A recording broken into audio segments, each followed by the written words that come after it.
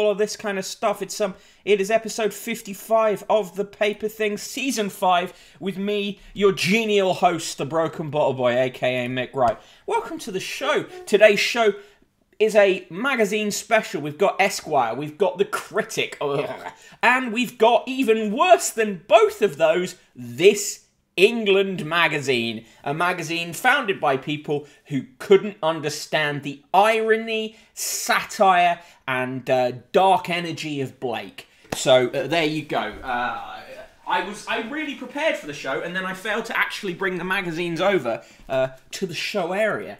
So here they are, the pile of incredible magazine action we've got. We're going to start with Esquire, then we're going to do the Critic.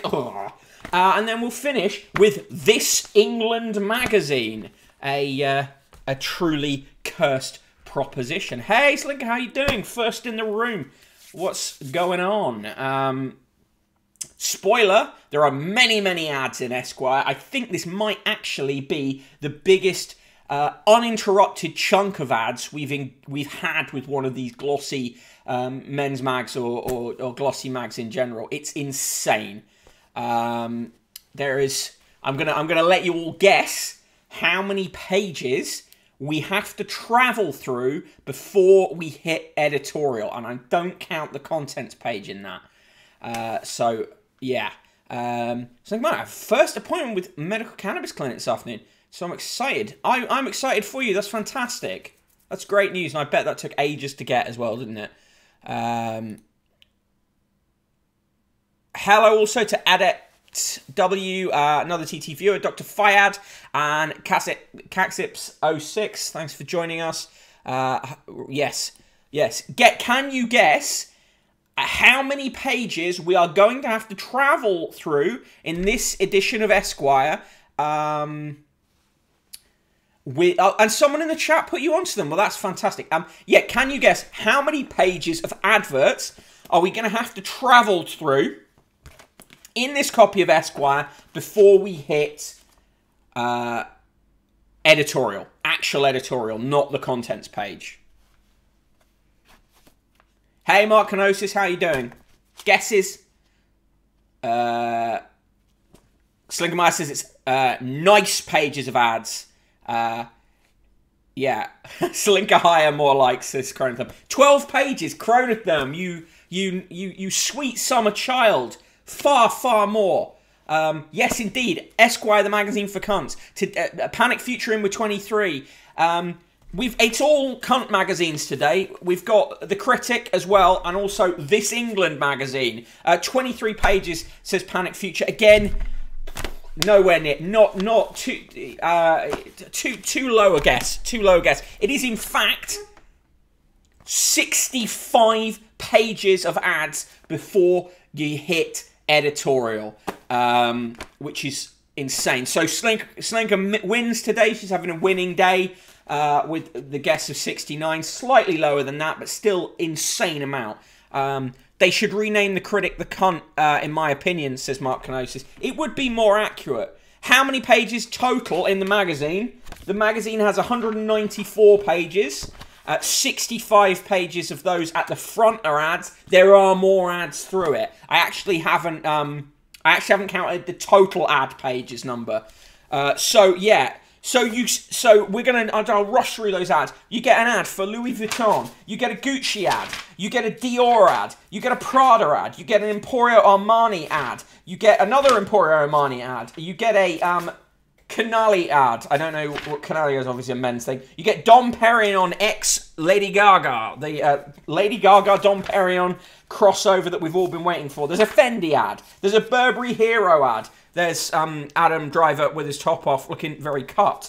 There is a Loro Piana ad, I think.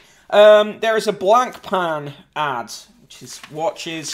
There is an Omega ad. Remember when they made James Bond make a big deal out of the fact that his watch was an Omega? There is a Jaeger Le Couture ad. There's a Breitling ad, which is got Charlize Theron, Brad Pitt, and Adam Driver again, just hanging out, enjoying having their watches. How much does this mag cost? This ad cost. It is a £6 magazine. There is an IWC Schaffhausen ad, more watches, this time with Lewis Hamilton. There is a Tudor ad, another watch, the Black Bay Chrono. Well, that's many, lots of money. There's a Tag Heuer ad with Ryan Gosling, just, you know, hanging out. Finally, we then hit the contents page, but that's not real editorial. Then there's a Dolce & Gabbana ad. Then there's a Church's English Shoes ad. Then there is an ad for Hublot. Hublot? I don't fucking know. Expensive watches. Then there's an Orbin ad. I like his jacket. I bet that's about £1 million. Then there's a Versace ad. Ridiculous looking Versace ad. Then there's an ad for Johnny Walker Blue Label. Like, if you're a posho who buys all this stuff, right? You buy better whiskey than Johnny Walker Blue Label. Gucci ad. Gucci watches ad. A Vacheron Constantin ad. I don't know. That's another watch company. An Emilio Pucci Acqua di Parma ad. A Calvin Klein fragrance ad. This one with Richard Madden advertising it. Then the editor's letter. Still not real editorial. To be honest, then there's Rado ad, more watches. Then there's an ad for Ville Brequin. I don't know what that is. Is that swimming costumes? Fuck knows. Then there's an ad for a car disguised as a bit of editorial, but it's not. It's still an ad. A Bell and Ross watches ad. Men, they love watches. Then there's a Herno ad. And finally, on page 65, we hit some editorial. So you're paying more than £2 of that to be advertised to? Yeah, effectively, well over that. And then, and if without the ads, fuck knows how much the magazine would cost. Right, on page 65, we fit the Chronotherm, so masculine, only wearing watches, just covered in watches. By the way, person in the room, my wedding present from person in the room was this watch that my dad gave me, which he bought when he was in the Navy. Person in the room, like, snuck it off and had it refurbished, like, which was really sweet of her. It's very cool. What's the difference between GQ and Esquire? Like, basically none for our just fuckface. I think Esquire thinks of itself as somehow superior. Yeah, it was really cool of her to do. It was such a cool thing. Person in the room is good, and we all approve. Yeah, I fully approve. Obviously, I approved so much, I married her. On page 65, Laughter in the Dark. The comedies of Adam McKay have become bleaker as the world has gone the same way. His next film, a climate crisis satire, is his most absurd and frightening so far. I quite like that as a layout. Isn't it a brilliant present? And I knew nothing about it, Heathmore. It was so cool. Watches peak with the Casio calculator. Watch panic feature is kind of right. Then there's an ad for Brunello Cucinelli. I don't know what it is, but it's got some cute mountain goats on it, which, you know, I'm in favour of. Anyway, this Adam McKay interview's pretty good. Then there's some editorial about Bell and Ross watches, who previously advertised earlier in the book. Then there's an ad for knives, Victorinox knives, and cutting boards. A gourmet series cutting board. Person in the room took the watch to cash converters and swapped it for 500 DVD copies of Stormbreaker 2006. Yeah. No, she didn't. Also, actually, the watch isn't worth very much, but it's, you know, it has great sentimental value to me. And I wore it on my wedding day. Loke shoemakers are in there. Then there's this thing about, literally an article about a man who makes furniture. Headline, Soft Furnishings. Fred Rigby's designs are inspired by the gentle beauty of his native Dorset. Give a fuck. Markinosis talking about the Casio calculator watch. Only someone who hadn't seen the 70s Playboy ad for a watch that said time to fuck would say that. Vice is a brilliant film. Yeah, it is. No, I absolutely agree with you, Crontham. Modern Nature, Erdem's first menswear collection, makes the case for elegant understatement. Honestly, goonish. Goonish looking clothes. Mark Knight says, seriously though, what person in the room did extremely sweet? Yeah, I mean, amazing. I got her this oak necklace that she really liked, which because my family, I'm related to the Kett family, and there's an oak in Norfolk called Kett's Oak and stuff. Anyway, it's nice. It's really nice. But we are not here for emotional niceness. We are here for the grim reality of consumerist magazines. Another watch ad. Get more watches. Just buy watches. You're not a man if you don't have 500 watches. This is for ball watches. These are those ones with, like, for guys who want their watch to be like super military stuff, and it's like anti-magnetic to 80,000 AMs, spring lock and spring seal anti-shock systems, water resistant to 200 meters. What? This was always the obsession when I was like a kid or a teenager. Oh, how deep is your watch water resistant to? What was the likelihood I was ever going to be like 200 meters underwater? Never is the answer. 3 watches on each watch and 2 on each ankle. I'll always know the time, says Faraj's fuckface. I don't understand watches really. My phone has a clock in it, and I'll always have my phone. Yeah, I mean, I have like one fitness tracker one, and obviously I've got the one that my dad gave me years ago, which, you know, I wear on like special occasions or whatever. I've got to go to. The person in the room is at an event in Glasgow, and I've got to go meet her this weekend to go to a dinner, and I'll wear the watch then. But it's like a symbolic thing. I tell the time with my phone. Then there's a thing about a British lifestyle care company here to make things whatever. Again, this is editorial, but who gives a fuck? It's yet more bullshit. Another ad, Tiger of Sweden, don't know who they are. A thing about a gang of irreverent young chefs is bringing refinement and fun back to pub grub. This fucking a burger. The more elaborate you make a burger, the worse it becomes. There is a sort of, we talked about this before, there's a sort of natural ceiling beyond which burgers don't get any better and in fact get worse. And to be honest, like a Five Guys is probably at the top end of what burger, like they're fine, they're good, that's a good burger, do you know what I mean? Loads of Chinese pocket watches with Mao on eBay for about £2. Yeah, I have, also from when person in the room did the Mongol Rally, she gave me a watch she got from that, which is a Mao watch. So yeah, I never wear that one though. It's fucking cool because his arm is like one of the hands of it. There's another ad for watches. There's a thing about Bang & Olufsen, which, you know, all rich men are obsessed with.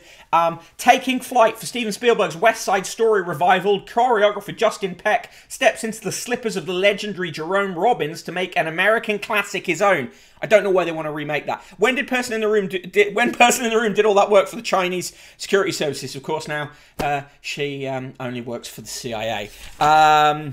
Yes, the Glasgow dinner is a dinner of deep-fried Mars bars. Cannot wait. Our watch is the coins of magazines. I guess so, yeah. Panic Future. I will only eat a burger if it's covered in gold and sold to me by Salt Bay for the price of my car. Wait, did Person in the Room invent the robot that sucks you off?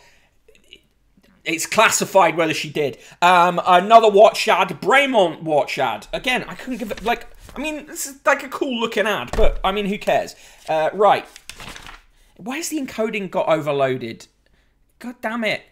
We haven't the encoder has not got overloaded all week, and now it has. Anyway, isn't the phrase classic trainers an oxymoron? Not if you're wearing the Air Jordan 1. Well, yeah, aren't we beyond this point of thinking, can recommend Donna House in Glasgow.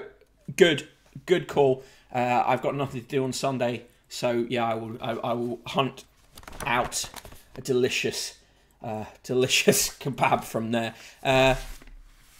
Get a munchie box. I've had munchie boxes before. Love them.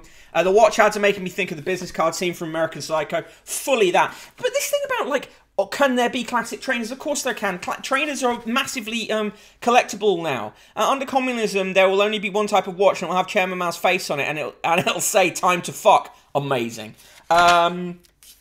Domain Clarence Dillon is in the legacy business. His Royal Highness Prince Robert of Luxembourg on one of France's oldest luxury companies. It's a advertising feature. Who gives a fuck about that? A thing about tank tops. The once donnish tank top is suddenly a high fashion staple. I just feel sorry.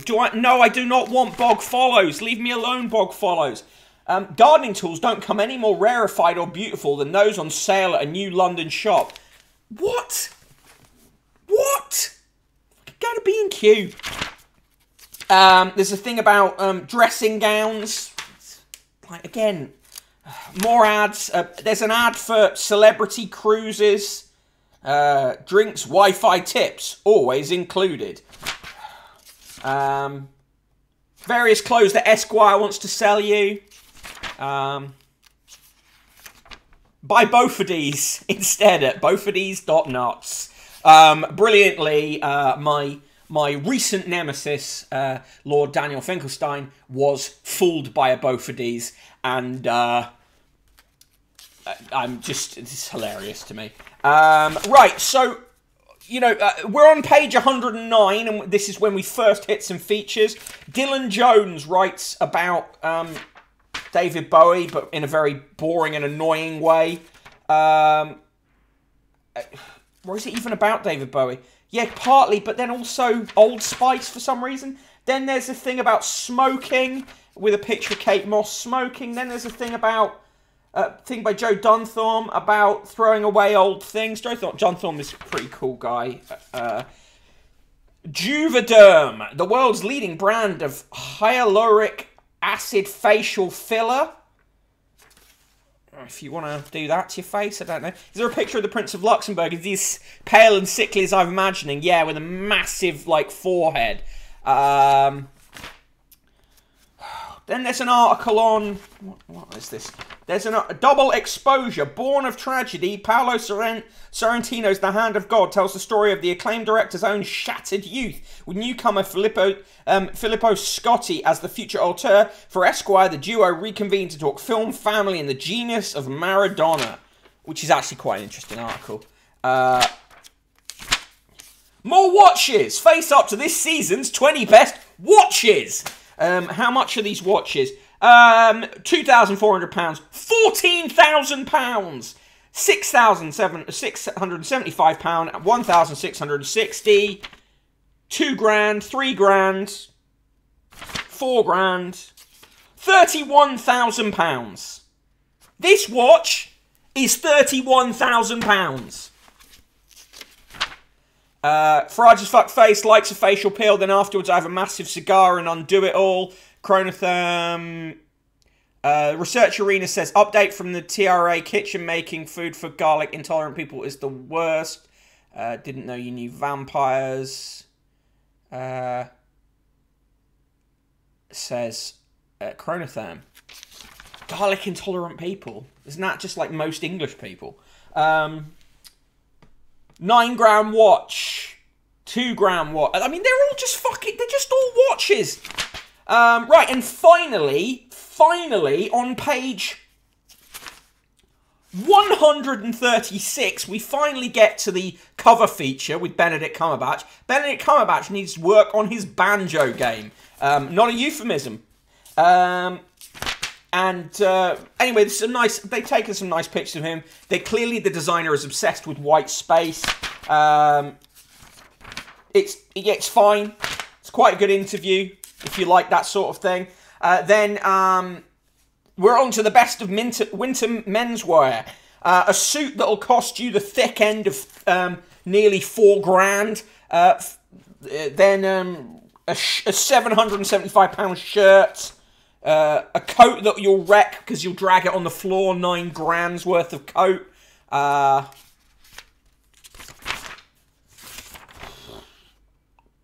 A white cashmere bomber jacket, £3,000. Like, this is just all fashion to prove you have too much money. I mean, the pictures are quite good. The models have very lovely cheekbones. That goes on for ages. Then there's Gossip Third Hand by Rachel Oyemi.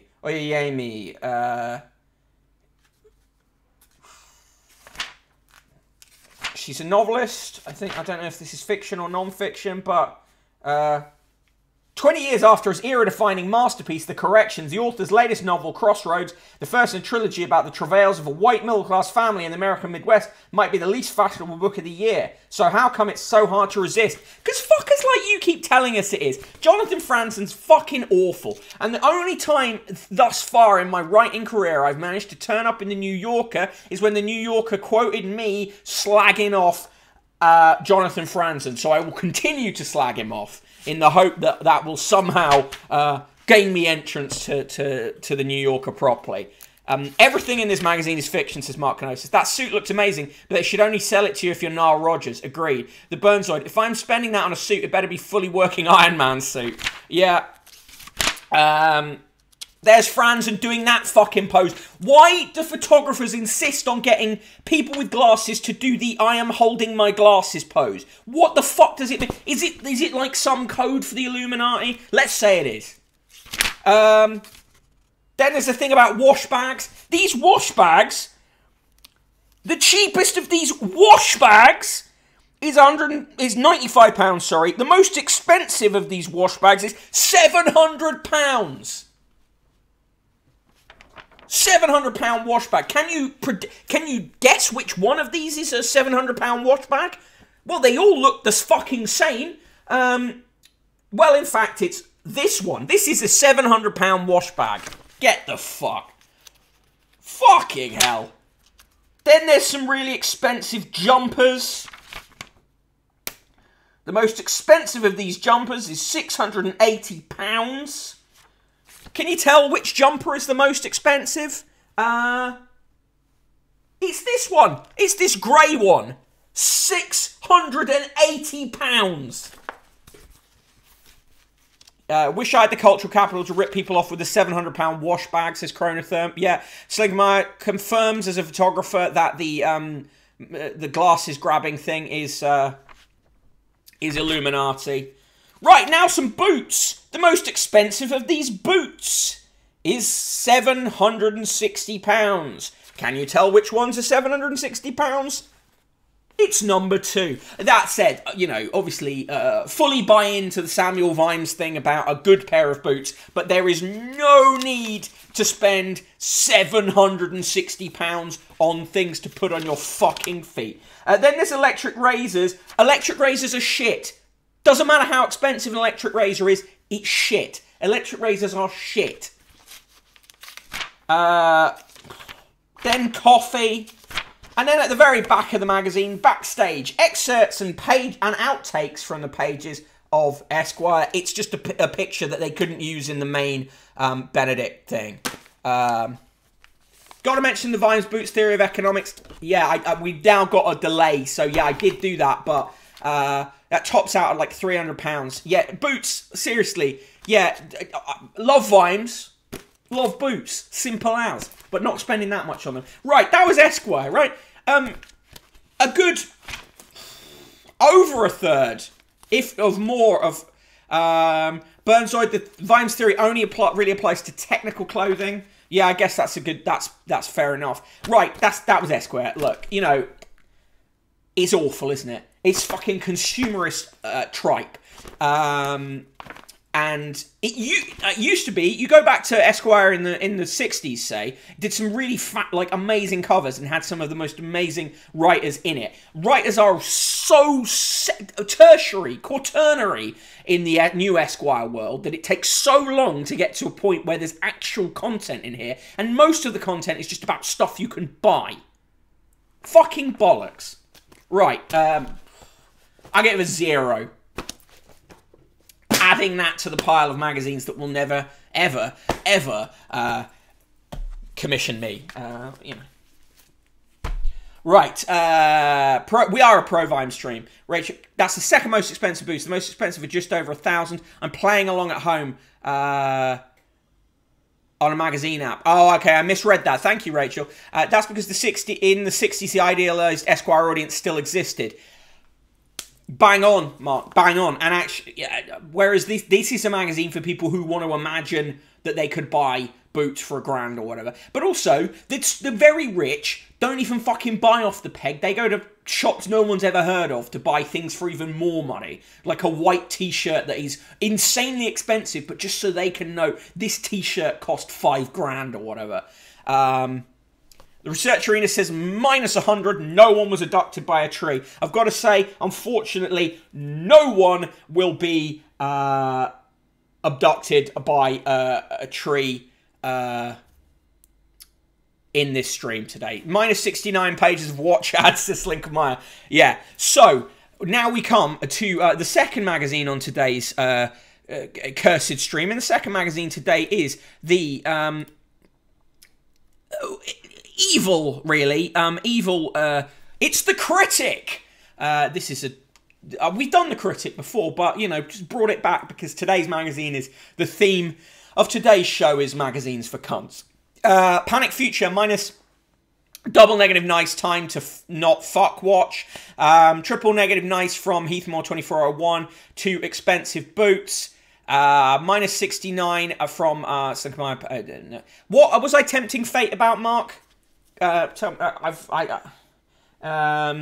Right, okay, here we go with the Critic. Oh my god, front page of the Critic. It promises politics, bad politics, opinion, bad opinions, society, there is no society in these fuckers' minds, reportage, basically always just weird turfy madness, law, why the law isn't tough enough on people they don't like, art, bad art, books by people they know, music, really badly reviewed, screen, television, it's just too woke for them, and gossip, all the people they hate. Was the Critic the one that did Keir Starmer as 007? Yes, indeed. Being abducted by a tree, the window smashes, a branch reaches through and drags you out. I welcome on UN rulers. Rateology for Esquire says -50, at least you can use it to find the cheap things they've ripped off and put high price tag on. Slinkermeyer says Marconosis is giving off Evil Dead vibes. Yeah, right, so inside, of course, the very first page of editorial is about Kathleen Stock and uses the word transgenderism. It's the Critic's second anniversary, which is deeply cursed. Jonathan Mead says France should look across the channel before electing a journalist as a president. And he says Eric Zemmour is basically the nouveau Pétain, which is not true. Rooms with a view. Will the law protect owners of high-rise flats from happy snapping tourists? Says Joshua Rosenberg, who is married to Melanie Phillips. Moving on. Oh, hang on, there's a letters page here. No, that's all shit. David Starkey, who is so thoroughly uncancelled, he gets a double page here. Guess what he's writing about? Yes, he's writing about Kathleen Stock. Henry Hill writes, putting muscle behind the union. A new breed of muscular unionists is seeking to reverse the damage done by devolution and rebuild the state. Muscular unionists. Heathmore 2401 says, are British publications just competing to see who can be the most transphobic? I like Meads, and he's right. He is right on this. Unfortunately, he's writing in here. They give him the most Jonathan Meads cartoon version of Jonathan Meads, by the way. Yeah, oh, trust me, Heathmore, there's gonna be more turfism in here. How to alienate good people. Charles Wyde says that having insulted thousands of its blameless members, the Church of England now aims to embed racial discrimination in distinction in its very structures. Oh, fuck off. Henry MacDonald writes, when it comes to the political future of Northern Ireland and its relationship with the Republic, no actor has done more to endanger it than the European Commission. Oh, fuck me. Muscular Unionist is just a nickname for himbo Rangers fan, says the Burnzoid. Agreed. Hey, Red Tixied, how are you? Chronotherm, the Chad Unionist versus the Virgin SMP Soy Boys. Yeah. So that's just... Right. Are you ready for more anti-trans stuff? Well, here it comes with turning victims into folk devils. Joe Bartosh on the plight of the trans widows scorned for telling the unfashionable truth about their abusive autogynephile husbands. That's a double-page spread of just really hateful, unbalanced stuff. This is the Spectator for people too cowardly to openly use slurs, says arrrgh's fuckface. Yep, that's the one. And it just says in here, they are not victims. Why can't people see that claims of victimhood are part of that fetish? So, just really vile stuff. More of this. Show trials for social workers. Julian Vigo on the chilling treatment meted out to those professionals guilty of failing to simply accept the medicalisation of vulnerable children. And by the way, look, this gender studies thing, they've made it look like barbed wire. The gender symbols, and they've made them look like barbed wire. Actually, no actor has done more to endanger the Northern Ireland Republic of Ireland relationship than Liam Neeson, says Mark Zenosis. I know someone whose mum dated Liam Neeson when she was younger, and apparently he is, yeah, very hung. Another page on, like, they've got a whole section on this. Playing the ace card. Bruised by the fallout from its belligerence over trans rights. Stonewall has a new cause. Those who identify as asexual. More just, this is just like serious propaganda. And then Auntie's quota-led new faces. Again, arrrgh's fuckface is so right. This is a Spectator for people who are afraid to say slurs. James Innes-Smith says the BBC risks putting social justice over excellence. And, of course, has a picture of people of various races there, having the picture taken. Doesn't want to name people other than Jackie Christie, the BBC's Workforce Diversity and Inclusion Race Lead, whose job they put, Inclusion and Race Lead, who they put in, you know, the Critic is an ardent Foucault reader, gender is a prison, yeah. Passion with a synod and a wink. Putting matters theological to a vote may seem odd, but it actually makes sense, says the Reverend Marcus Walker. The American who let the Nazis rebuild Germany. John McCloy freed Hitler's favourite industrialist. Their firms still dominate the country's economy today, says Adam Labor. I mean, that's not new. We know about that. Heathmore 2401 says the British press learning about asexuality is going well, I see. Yeah, isn't it just? Moving on.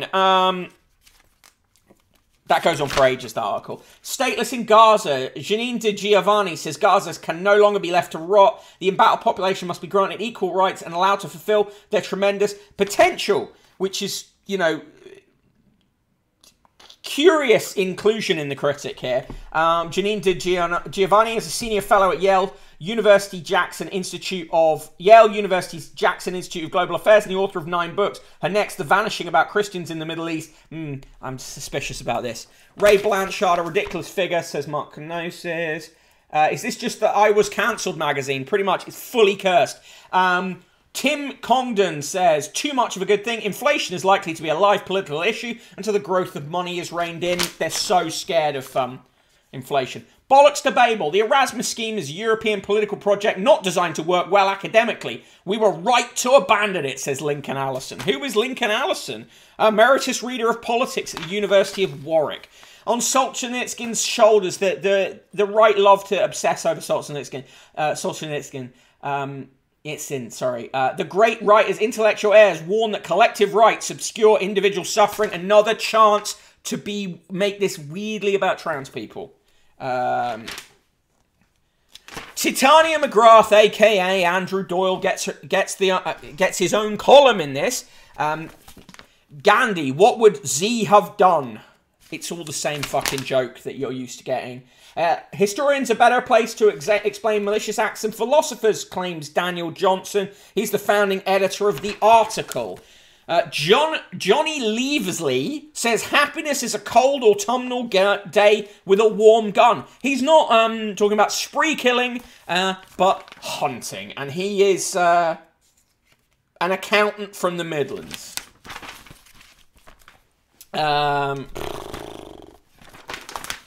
Sublime in Seville, in the Andalusian capital's historic Meisteranza bull ring, a blizzard of white handkerchiefs and a rhythmic ole greeted a perfect performance. Christopher North here, pro bullfighting.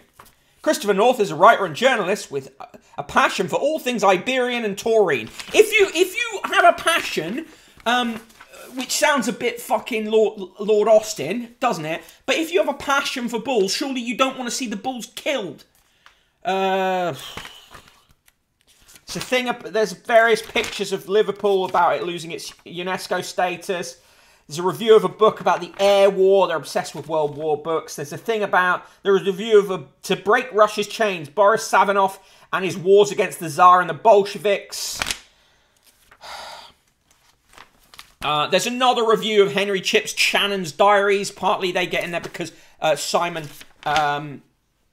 Heffer edited them. The Burnsoid says, let him fight a bull with only fist. Yeah. See you, Research Arena. Have a good one. Have a good Sabbath. Good to see you. Mark Gnosis. Weird how in all the furore over left-wing anti-Semitism, no one mentioned the ongoing right-wing and centrist deification of Solzhenitsyn. Funny that, isn't it? Panic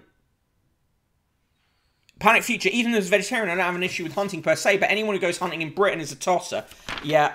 Scatological Subversive Magritte, A Life is reviewed.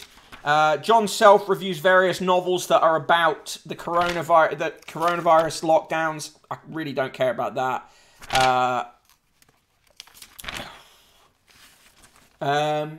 Norman Lebret gets angry that Yuja Wang wears tight dresses to play the piano. Fuck this guy. Fuck this guy.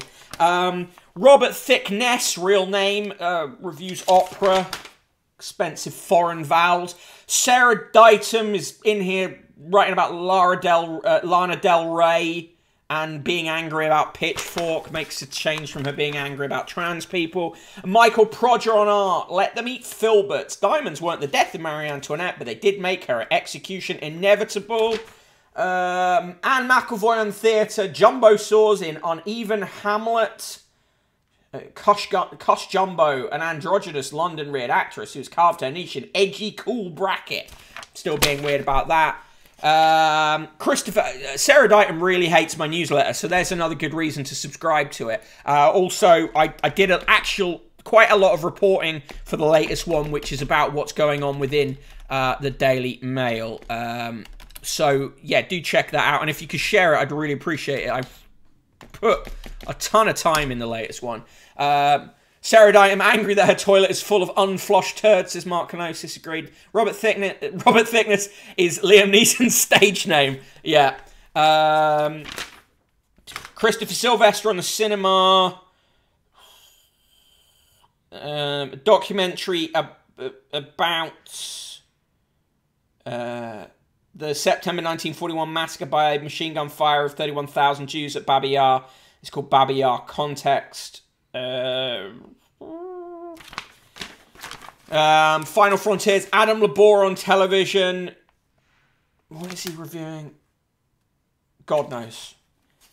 Michael Henderson is angry about the radio. Charles Salmarez Smith on architecture on a weird house.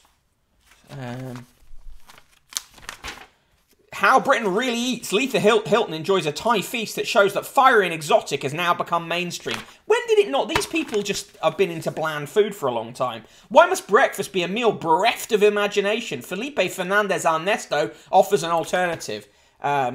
Just angry about fry-ups, basically. Pedigree Chums. Patrick Galbraith salutes the imperfection of the perfection of imperfect dogs. All dogs are perfect. Shut up.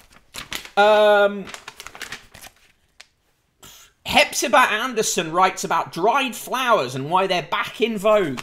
Are they?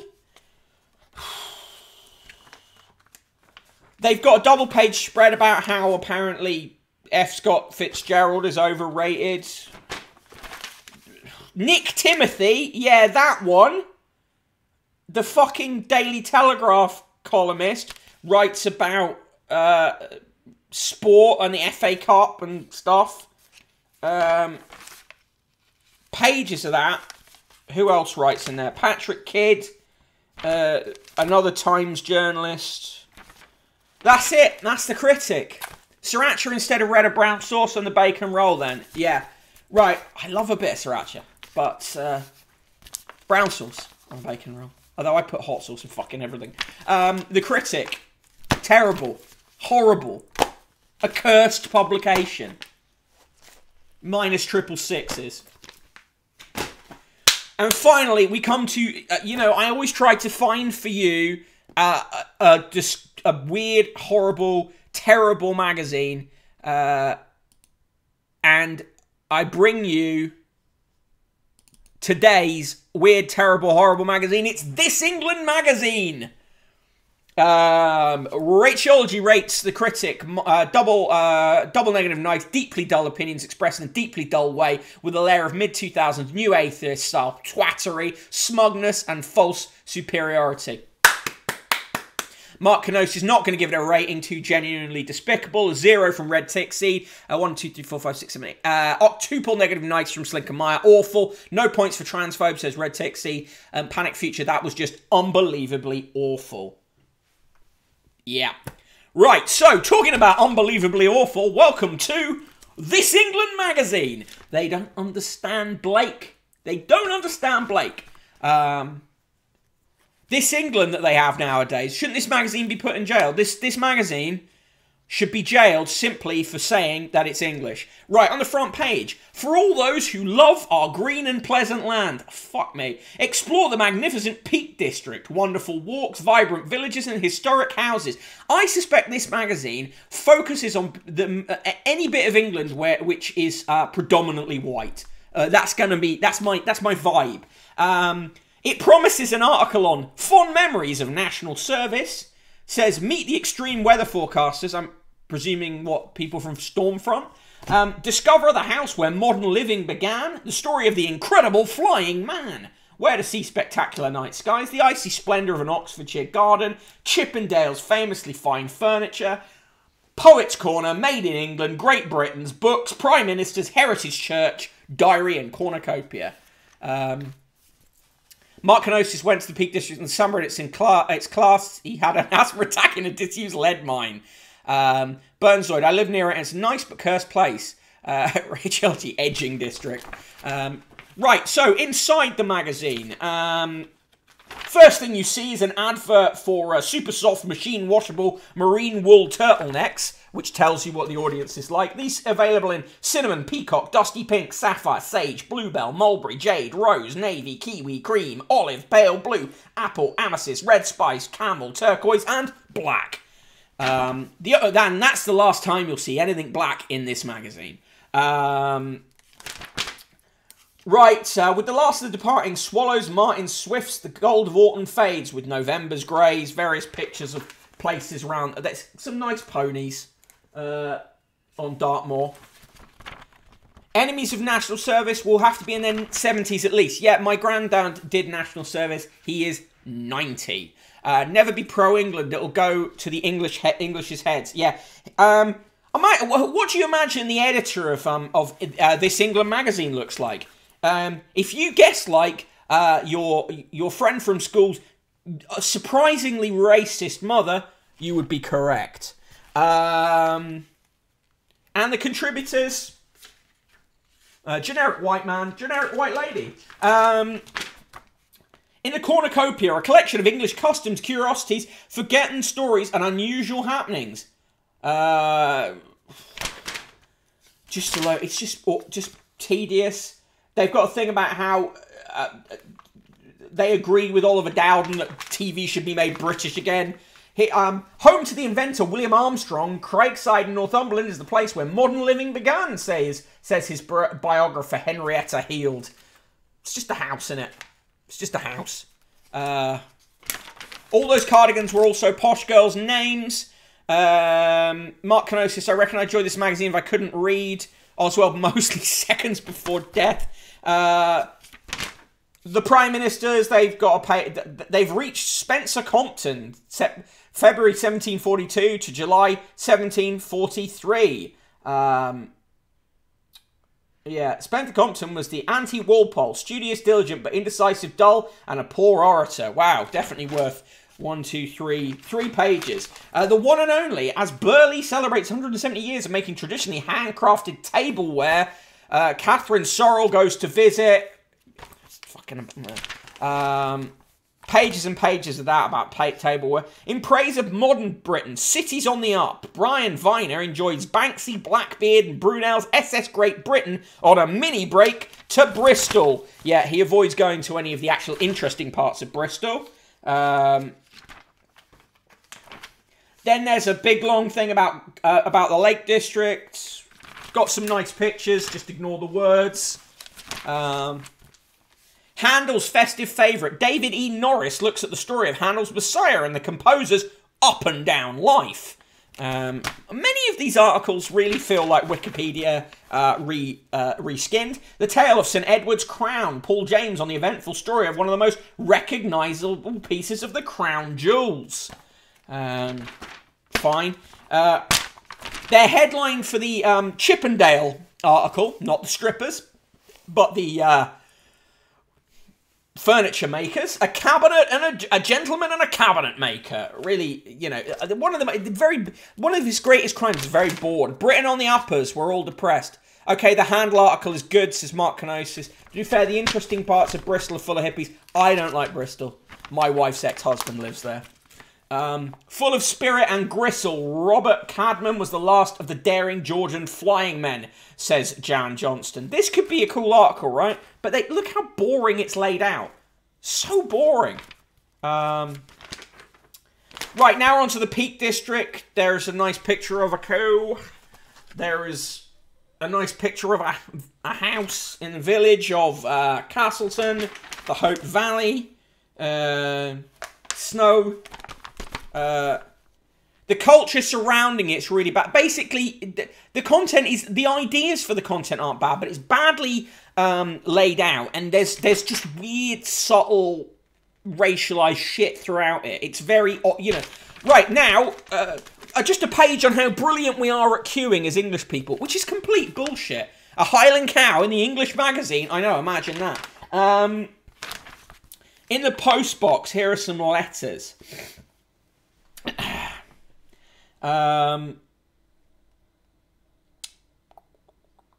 Duncan E. McCall of Hitchin says, anyone trying to find the oldest sweet shop in Britain and the world in Paley Pete Bridges High Street in Harrogate this autumn could find that they have accidentally strayed onto the Stray in Harrogate, which is also a lovely place to visit. However, that sweet shop would be nowhere to be seen. 14-mile journey towards the northwest would, though, place them in the correct town. That would certainly deserve some sweet treats after that. Despite the occasional misdirection, I thoroughly enjoy This England, which I always read from cover to cover. I eagerly look forward to each issue, and I am so pleased that I took out a subscription. Definitely written by someone who works there.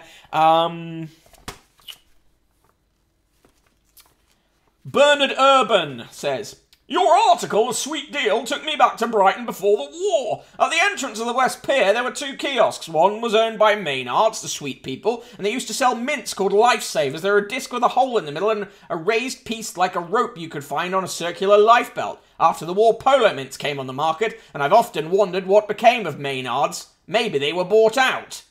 This England magazine says they were indeed bought out, but you'll be pleased to hear that their name still appears on wine gums and other sweets. Pateley Bridge isn't in Harrogate. That sounds like someone who didn't bother looking at a map. Return on that address on that letter is Broadmoor. Also, I Am as a Caribbean restaurant. A woman runs out of her house. St Paul's Carnival is good. I Am Plague Museum is good. Okay. What if Scotland was England, says Red Tick Seed.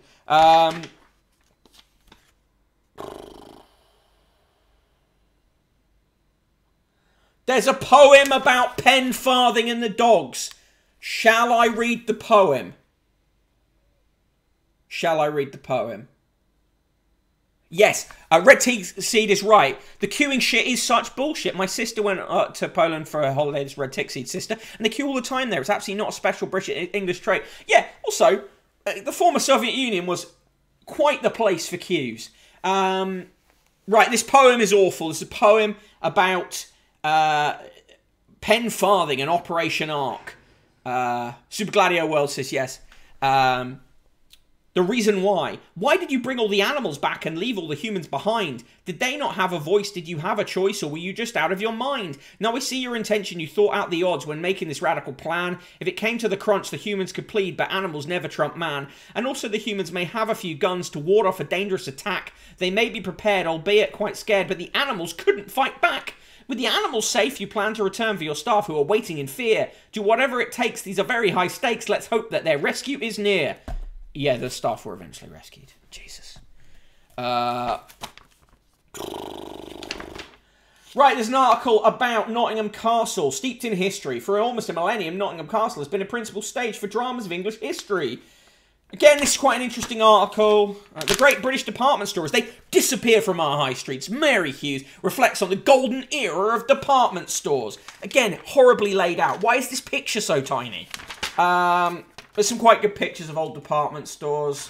Forget-me-nots. Graham Bebbington recalls his period of national service. He did national service in 1958, so he's getting on now.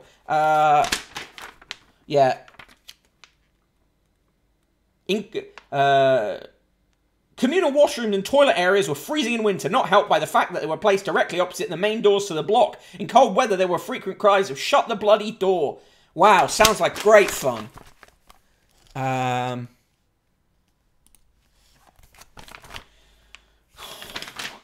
Royal History of England by Paul James. It's been running for 14 years in This England magazine. That means this magazine's been running for 14 years. Jesus Christ. £20 for this Royal History of England. They've made it gold. The Gardener's Gardener. Julia Roberts, not that one, on Rowsome, the early 18th century landscape garden that has long been a place of pilgrimage for designers and garden fans. Pretty interesting looking garden, to be fair. I would like to visit it, but annoying writing as usual. Ban poetry, ban poetry. Mark Knossos, classic British department store where you could get your kid a bike on credit, and if you were really lucky, the shop would get blown up by the Luftwaffe, and you wouldn't have to pay for it. They have a monthly feature on heritage churches. This one, St Giles in Stoke Poges. Susan Taylor visits the church and graveyard that inspired Thomas Gray. Also brought up in Boris Johnson's Conservative Party conference speech. Back on the water, the Edward Elgar weaves along the waterways around Gloucester. It's just a little boat. It's like, whatever. They're all bored. Still waiting for the section on skinheads, says Pablo Bonzo. Looking forward to the last entry in the Royal History of Britain. Yeah, me too. Poets Corner. Oh, God. Oh, God. There's a whole page of poems. I'm not reading all of these. I will read... No, I'll read none of them. They're awful. They're awful.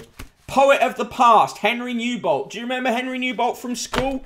Henry Newbolt wrote Vitae Lampada, which is the really grotesque poem that compares playing cricket at public school to fighting in a war, and features the awful refrain, play up, and play the game. I had to learn this poem at school, and I fucking hate it, and I still hate it now. In their article, they say, playing the game symbolised Newbolt's view that war should be fought in the same spirit as school sports, and went on to become famous in countless other contexts. The poem was well received and underwent a revival at the outbreak of World War I, when optimism was high.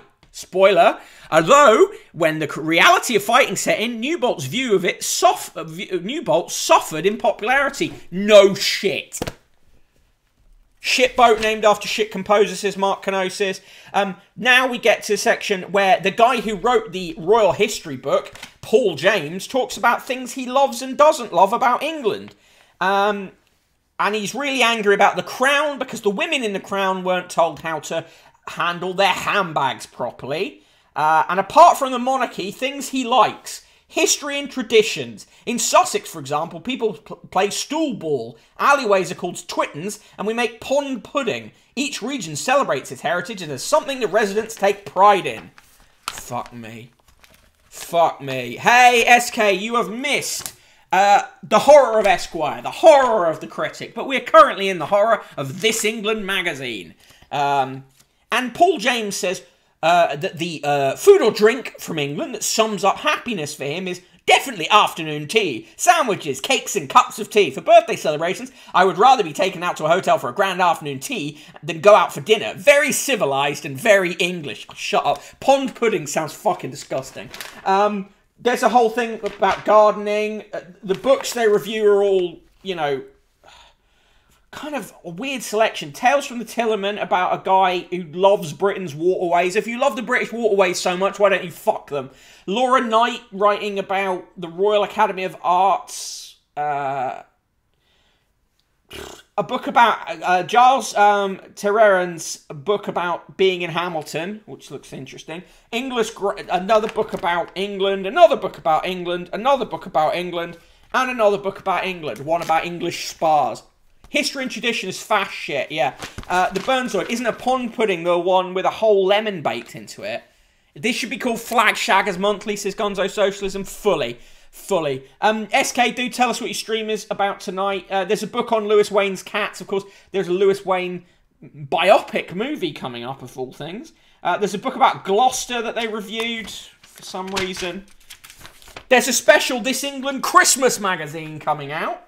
Oh, God. And, of course, in the back, here are the shit they advertise in the back. Walk-in shower, like those big walk-in showers. Personal alarm watch, supporting Batsy Dogs Home in your will. You can get the This England Annual 2022. It's a perfect gift for Anglophile friends. SK stream tonight is The Abyss, and it's talking about all the corruption, Keith lying, and racism this past few weeks, and latest video, fantastic. The food of England that sums up happiness to me would be Mitsubishi Ecstasy, says Mark Canosis. We stand a toxoplasmosis-riddled king. There's a This England Desk Diary. So basically, you just cover your house with This England stuff. That and England flags. And on the back page, give the gift of This England. And if you subscribe to This England, you get a tin of coffee fudge or a tin of tea with the not dead Queen on it. So there you go. That is This England magazine. Like, some of the topics aren't that bad, but it is subtly and endlessly fascist. So, this would have been probably Oswald Mosley's favourite magazine, wouldn't it? Right, so, non-tuple negative nice. Does this magazine smell of piss? Little bit piss smelling, yeah. And on the back page, a tree in winter. Schrodinger's Queen, says Burnzoid. Yeah, right, give me your scores for that. Thank you for joining me today for the magazine special. It's been a trip. It's been a trundle through a collection of magazine for cunts. Rachel G blacked out, so can't give a rating. Slinkermeyer says his magazine has House of Lords vibes. They're lobbying Parliament for masturbation to be renamed Union Jacking Off, says Gonzo Socialism. Right, just roll call. As I wait for the stream is overloaded, so I am the Broken Bottle Boy. You can follow me on Twitter at Broken Bottle Boy. SK the Crusader is in the mod squad, and he is streaming tonight. It is The Abyss tonight. Do join him in The Abyss. Also in the chat today, Adept W, another TT viewer, Aiton, Commander Root, Dr. Fiad, Farage's Fucked Face, Gethin Win Jones, Gonzo Socialism, Heathmore 2401, Gapsits06, Chronothan, Ladybug X3, or Ladybug times 3, Lorry Pub, Mad at Stepdad, classic, Mark Canosis, Pablo Bonzo, Panic Future, Parker Dude, Rachology, Rimstino, Slinkermeyer, Spike Trap, Claire, Super Gladio World, The Burnzoid, The Research Arena, and VNK. Thank you all for joining me today on this extremely cursed episode of an extremely cursed show. Gonzo Socialism goes quadruple, negative nice, black shirts, Panic Future. Is that because you pissed on it? No, I did not piss on it. The Burnzoid, minus 1707. Slinkermeyer, the House of Lords smells of piss because of tweed. Good fact. Mark Canodis, minus 69, scone crumbs wedged under the decaying foreskin of this nation. Slinkermeyer, 1, 2, 3, 4, 5, 6, 7, 8. Oh, 2 ball negative nice. Panic Future, minus 69, 67. 2 points given for nice animal photos. This magazine gave me Alzheimer's, says Mark Canosis. Gonzo Socialism says it smells of tweed because of the piss. And Super Gladio says, have a good one. Thank you, Super Gladio. I will see you all on Tuesday. there will be no show on Monday because I have to come back from Scotland. But I will see you on Tuesday for an extended, expanded, excellent Tuesday episode of the show at the usual time of 1 p.m. In the meantime, please, if you can, share the newsletter. I would really appreciate it. And if you want to chuck some coins into the paper fund, that would also be very good. See you all Monday. And of course, remember, you can catch up on the show on YouTube. Like, comment, and subscribe if you're watching it there. Really appreciate it. Cheers all. Bye-bye.